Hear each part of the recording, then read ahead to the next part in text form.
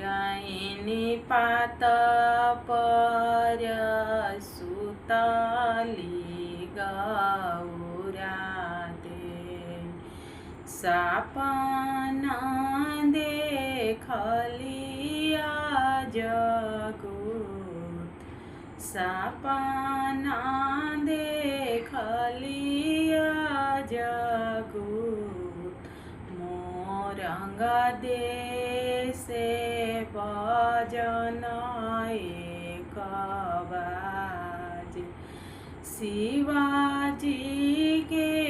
होखेला बिया शिवाजी के होखेला बिया टोला परोसिला तुहु मोरा गोतीन सपना के करना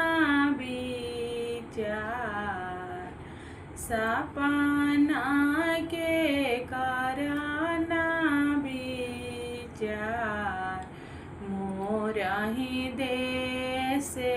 बजना एक बाज शिवाजी के होखले बिया पेन्हना गौरा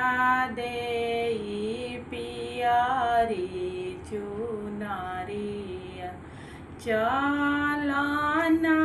सबतिने परी चलना सबतिने परी पेन्हियो में लेली गौरा पियरी चुनरिया चली देली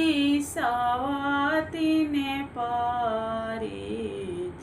चली देली सबतिने परी डाँडिया उघारी जाबते खाली गौरा दे ई त हई बहिनी हमार ई त हई बहिनी हमार देशे पैसे बहिनी बर नाही मिले मोरो पीठी दर